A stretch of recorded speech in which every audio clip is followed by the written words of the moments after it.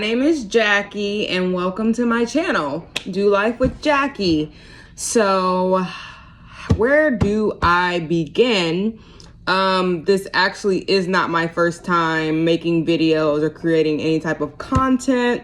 I took a very long hiatus of about a year. I don't know, maybe I stopped and maybe I decided to come back. I don't know. Whatever you want to call it, I'm back again. And I just wanted to say hi to you guys and really just give you more information and like more of a inside look at like why I even do what I do.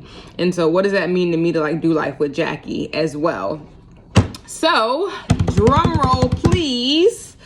So just as a brief introduction, if you don't know me, my name's Jacqueline. You call me Jackie. If you call me Jacqueline, I'm gonna be like, that's my government. My own mother doesn't even call me that. Anywho, but I just really want everybody to know why I decided to become a dietitian. And I think that's important because I feel like, okay, it's one thing for somebody to follow me. It's one thing for somebody to meet me out in public or even, oh, you're a dietitian, but why? You know, I feel like a lot of people, like they have different jobs and they do different things, but nobody really understands why they're doing these things, right? They don't know why what brought them to these certain things. They just know that this is what this person does and this is their career or whatever, right? And disclaimer, I'm not one of those people who like, if you ask them why, they're just like, I don't know, I just always interested in this and that's it. No, it's actually a little bit deeper than that for me. So kudos to you guys, you get a good story. But my own journey as becoming or to becoming a dietitian really started when I changed my own eating habits. And the whole reason I did that was based off of an experience I had with a friend of mine. So I was in college. I can't remember if I was June. We were one of those. We were in college, okay? That's all I know. And up until that point, from my upbringing, what I thought about eating healthier was that's how, to be candid, that's how white people eat. It's nasty. It doesn't have any flavor. Like, that was my honest opinion. Without even ever trying any of these healthier food options, that was what I had been telling myself and what I had heard around me. So that's the story I believed. And so up until that point, my diet was very high in a lot of like fatty fried foods. I ate a lot of fried foods, sweets, sugary snacks, and that's just how my diet was. And up until that point, my health didn't look any type of way because, I mean, I guess thank goodness for my genetics, right? Up until that point, my genetics had really been helping me, and I was still, you know, petite, and, you know, I had been around the same weight for like forever. And so I never really had any big concerns. That was just always how I ate. And so, you know, until, you know, that's the sad part, actually. A lot of people, until things start to happen later in life, they don't even realize that how they're eating is a problem. But I actually had a friend. She happened to be African-American, like me. And I just happened to be over her apartment one day, and she actually offered me, she was like, hey, do you want something to eat? I was like, okay, cool. I was like, what is it? She was like, sauteed spinach, some grilled chicken. Now, me from back then was like, okay, like, we'll give it a, like, you know, we'll give it a shot. We're not really sure because I don't like sauteed, like, what is that? I hadn't had saute, like, I was 20, so I had to be at least, I was a junior, I think I was a junior. Or at least a sophomore, about to be junior, something like that. And so, I don't know, and you'll be surprised, like, grilled chicken, like, Jackie, you never, like, I never tried to eat grilled chicken. Like, I was like, I want fried chicken. Like, why would I get grilled? Like, anything that was healthy at that point, I was like, I stuck my nose up at it because it was just like, why would I eat that? Like, that probably, it don't have no flavor. Like, without even tasting it, that's just what I told myself. And I mean, I think that'll be important, like, I guess if you continue to watch my story, it'll be important for you to realize that the story you tell yourself about the things you're eating, why you're eating them, that really does play a big role in the things you're going to continue to eat. So keep that in mind as well. And so I literally it was just literally the grilled chicken, sauteed spinach, delicious to me. And I was like, literally? This is supposed to be a healthy meal? Because, like, at this point, like you got to realize, up until that point, I I didn't envision a healthier meal being tasty. Like, that was not a thing. Like, how is it tasty and it's good for me?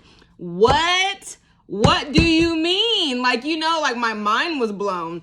And so from there, I got a little interested. I got interested because, one, I was exposed. It's different to continue. It's a lot easier to continue eating the same way as everyone else around you until you meet someone that eats different from you and they expose you to something different from what you've always done, right?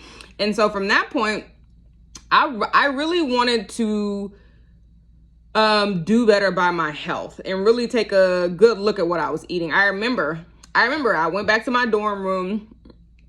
Was it my dorm room or was it, you know what? Those are minor details. Who cares? I went back to wherever I was staying at the time, and I remember looking at my pantry and just being like, you got a lot of junk in here. You got a lot of stuff you really don't need in here. And yeah, it's cool now, but like at some point, it's gonna catch up to you. And at that time, I also was a person that did not drink water. Now, I know y'all are gonna come for me and be like, what? I really didn't drink water. Like, lemonade and soda were my waters, okay? And it's specifically lemonade. Like, my kidneys used to ache a lot. They did. They really did. Like, my lower back area where they used to ache. And it's because I'm 100% sure it's because I was always dehydrated or I wasn't getting enough water or, and that's why, like, now, like, when I have a patient or somebody I'm taking care of and they say that they don't like water, I get it. Because I used to be one of the people who, like, where's the strawberry lemonade? Is there a drink with flavor? You're not just about to serve me water. Like, everywhere I went out at that time or at that point, I was ordering a sugary beverage because, like, I had trained myself to do that. And so up until that point, I really believed that the only way that I would enjoy a meal is with a sugary beverage. Like, that's just what I had done. And I had gotten so used to it, I like almost tricked myself into believing that this is the only way it could be, which is not true. So where am I at? I done lost my mind in my story. No, remembering it. Okay, so originally, I just went to Pinterest. I started looking up all the healthy recipes that I could find on Pinterest. So, and there was something that I now look back on and I'm like, wow, I had no idea. But the thing is, if nobody's taught you how to eat, you really don't know what you're looking for. You see something that says healthy and you think, oh, it must be healthy. Or it says organic, or it says no sugar. And you just but that's not true. And the thing is, I think my deeper dive in nutrition that I got from pursuing this career really helped me understand a lot of things. There were a lot of things I did not know when I first became interested in nutrition. For instance, when I first really started like looking into different recipes and trying to change my diet, I decided that I was going to quit sugar. Yes. And I'm not just talking about sugary sweets or, okay, my eye. I don't know why, but okay. And I'm not just talking about like sugary sweets or stuff like that. I'm talking about my bread better not have any sugar in it with the way it was made. Like, no sugar. And I just want to say, do not do this, because you know what happened? You know what happened to me? I had a ton of blood sugar lows and I was feeling lightheaded all the time because I was not eating enough carbs. You do need carbs for regular bodily function. And that was something I didn't know at the time. I just thought I was going to quit carbs, quit everything that had carbs, which is almost everything other than protein, meats and stuff like that. So I don't know. I had to stop. Obviously, after feeling lightheaded all those times, I was like, so we got to do something different because obviously this is not working. And so that's when I was just like, okay, the whole quit sugar thing, that's not going to work. It's just not going to work. And so I threw all that no sugar bread away. What else? I don't know. I think it was I was so strict on myself at that point. I only allowed myself to get my carbs from milk and fruit and cereal. So if I had a bowl of cereal, that was it. But anything else, like, and that's the thing that I think a lot of people don't realize when it comes to nutrition, you could get so stuck with all these don't eat this, that you end up basically eating close to nothing or limiting yourself so much to where you're not even enjoying the food anymore because you put so many restrictions on yourself. And I don't feel like food is not meant to be enjoyed. I love me a good slice of pizza, but this is where I am now. There was a point to where I was not here, and the thought of, oh my God, I can't have candy. Oh no. Or oh no ice cream. No. You can no. Too much fat, too much sugar. And I did not let myself have these things at the very beginning because, you go down that rabbit hole. You go on Pinterest and you see things about clean eating and all these other things. And it really does get your head bogged down, and then you just get confused and you're just like, well, maybe I'm supposed to follow this. Maybe I'm supposed to follow this. And it just turns into a big rabbit hole. And so I think the best thing I could have did for myself was when I was a junior in college, and I decided that, you know what, I was able to change my habits because eventually I did get on a better track. My meals that I was eating at the time weren't as healthy because I didn't know that, like, I didn't know how to cook. Like, before I ate that meal that my friend cooked me, before I started looking at all these different recipes, I was not cooking. I was frying some stuff up because that's all I really knew. I cooked some bacon, some eggs, scramble the eggs real quickly, but that's really like as much as I did. I had to teach myself how to cook because I didn't know how to cook like this. Like, I grew up with, some of the African American staples, greens, sweet potatoes, baked chicken, a sugar butter rice. Like, that's what I knew. And so anything outside of that, oh, I forgot pork chops. Can't forget the fried pork chops. But anything outside of that, I did not know. And so I really had to teach myself how to cook like this. And so I remember when I first started cooking, I had no idea. First of all, I didn't know that garlic came pre-minced. I said it. I sure didn't. I didn't know you could go buy the little jar and it's already minced. Why was I trying to mince some garlic myself? It didn't go well. I want you to know it did not go well. We had big chunks of garlic, and I don't even think the flavor really did what it was supposed to do, but that's fine. We were learning. I had to teach myself how to slice chicken appropriately, whether to get chicken breast versus chicken tenders for different recipes, and how to all these different spices and seasonings, and how to saute, and how to I had to teach myself these things. These are things that were all foreign to me up until the point that I had that meal at my friend's house, and then I was like, oh, okay. That was my first real experience with that. I mean, other than going to a restaurant, but when I say going to a restaurant, I grew up on Logan's Roadhouse in Olive Garden. I don't think that counts. I don't think those count. So, for me, that experience of me being able to change, because eventually I did change my eating habits. So I started drinking water. What? No longer dehydrated? What? I started drinking water. I stopped drinking soda. I stopped. It took time. Obviously, this didn't happen overnight. I don't want anybody to think that, oh, I just changed it. No. It took me a little bit. I slowly over time started taking things away and putting other things in. So what I didn't do, I didn't go and be like, we're never eating this again. That's a lie. It's a lie. It's not happening. Never, ever. That's wild. So, I just tried to find things that were not as high in fat, not as sugary, drink more water. And then another thing that I actually started doing was exercising. I mean, and that's the thing about me. That's one thing I will say. I grew up and we had exercise equipment in the house, treadmill, stuff like that. So I was able to exercise at home growing up. And then in college, when I started eating healthier, I decided, let's start working out, because to me, it just went hand in hand. If I'm going to do one, I might as well do the other and maximize this, right? Because I'm going to help my body on the food tip. I should help it when it comes to the exercise tip too. I don't know why I'm saying tip. Please, I have no idea. But so I did that. And then from there, I was just on it and I was really determined. I was like, man, I wonder if there's a career where I can help people do this, because as a backstory, like I got my Bachelor of Science in biology. So I was always interested in biology. And when I took this endocrinology class as a junior, it actually made me even more interested, because I mean, it took a even deeper dive into like metabolism and different things that go, and body processes that are going on. And for me, being able to combine them two and then help other people eat a little better, or just figure out how to sift through all of the BS. There is a lot of stuff out there, a lot of diets or whatever. And I'm just like, we need to learn how to eat and set a foundation. Forget all these diets and all these other things.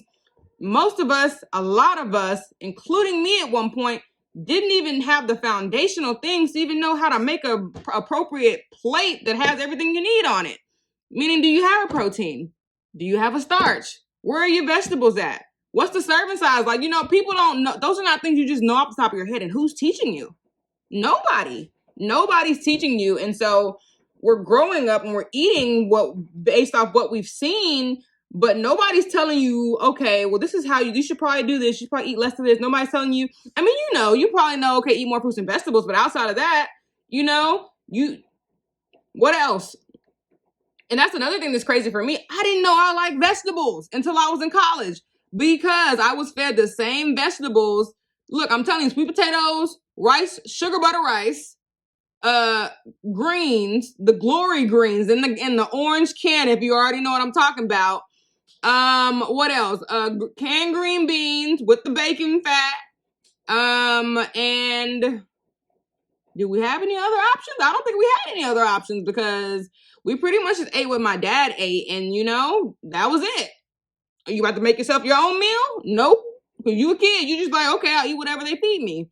And so, I'm not saying there's anything like wrong with that. If that's how you grew up, that's how I grew up too. Or even that's how you're eating now. Like, you eat what's most efficient for you to eat at that time period, and based off the knowledge that you already have. But for me, I realized a lot of those options weren't as healthy as they could have been. That's just the honest truth. And so I had to create my own idea of what healthy was to me. Because at one point when I first got started, I was following everybody else's idea of what healthy was. Don't eat this. Don't eat this. Cut out sugar. No. You have to create what that looks like for yourself. Because I feel like if you're trying to follow all these different fads and diets and cleanses and it just gets complicated. And a lot of us are missing the basic foundational things that help us and that are able to carry you throughout the rest of your life and keep you from having, high cholesterol or high blood pressure or diabetes and stuff like that. Because a lot of these top diseases that people are dying from, they're preventable. And that's the thing that people seem to forget. It's not like, and I want to be clear on this, because I feel like a lot of people don't realize this. They believe that because their families have these certain ailments that they're automatically going to have them. That's not true. Yes, you may be at a higher predisposition, meaning that you're at a greater risk, but that just means that you need to be even more serious about your health. Greater risk doesn't mean a death sentence. It doesn't. And that's a choice you have to make for yourself. Because I made the choice for myself, because I'm like, at the end of the day, I don't have to have diabetes. I don't have to have high blood. I don't. And I don't even know what would have happened if I had continued not drinking water, eating nothing but sugary snacks and fried chicken all the time. Like, me looking at that now, my body could not. Okay, we would have a whole throw up session, because we just can't. Like, once you, that's another thing people don't realize. Like, once you start eating differently, your tastes change. You don't even desire or have a craving for the same things that you used to, because you've started to take in new flavors. And just because something tastes good doesn't mean it has to be nasty. I mean, wait a minute. No, I said that backwards. Just because something's healthy doesn't mean it has to taste nasty. And that's what I had to teach myself, and that's why when I started cooking, I really got into it. I'm like, oh my God, all these different things taste so good and they're healthier for me. And it really blew my mind, because like I said, I lived in a world where things that are healthy do not taste good, and it just wasn't true. And so that was something that was very big for me, and that really helped me be able to just like catapult myself into the field of nutrition. Because then I was like, oh, can I help other people do this? Like, I did this. I changed my eating habits. I was able to start exercising. I figured this stuff out. Can I help people do this? Because I'm one person, and even with me being just myself and me being able to do it for myself, there's people who do not believe they can do it for themselves. There are people who have no idea where to even start because it's so overwhelming. And obviously, like, I didn't do everything by myself. Like, once I learned more and I got to grad school and I did all of that, like, I learned even more, and I was like, oh. And there were so many things that I thought were true or okay or whatever you want to call it, or that were basically like debunked, if you will, for me once I got to grad school. Because like I said, you hear so many things out in the community and Google, whatever, but then once you go and you listen to the research and a lot of the different things that we've been as dietitians researching and reviewing for years, there's a lot of good knowledge out there already, and accurate knowledge. Because I think the idea that you have to be on a strict diet and never eat any of these certain things again to be healthy, it's just not true. And I know that that's sometimes hard for people, because some people, they hear the word moderation, right? And they're like, what do you mean? It's like, every now and again, meaning don't try, like fried chicken. I have fried chicken still, but am I eating it 5 days a week? No, because that's gonna get, like, that sounds like heart attack city. Like, we can't, no. And I say that like that because, like, I think in our minds we know, but we're not changing the habits that are causing these issues, right? And so I think that was something that was vital for me, is that I was like, I don't want to have a lot of issues and be in and out the hospital when I'm older. I just don't. And I was only 20 when I made this decision, but it was a big decision for me to make, because I was just like, nah, we got to change. And it didn't matter to me that if my family was going to keep eating, however, if I was, that ain't got nothing to do with me, because guess what? My health is just that. It's mine. It is nobody else's responsibility but mine to take care of me. So I'm not about to be like, oh, well, my mama likes to eat this, and what does that have to do with me? Nothing. That's her health.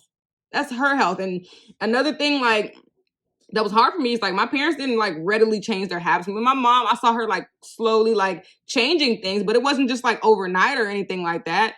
Until this day, like, my dad, like, he eats what he wants to eat. I mean, he's gotten better. He's had to. But there wasn't like as big of a urgency on their end, even though they were older in age, to even make those changes. And that's another thing that's hard. The older you get, the harder it gets. Because you get even more set in your ways.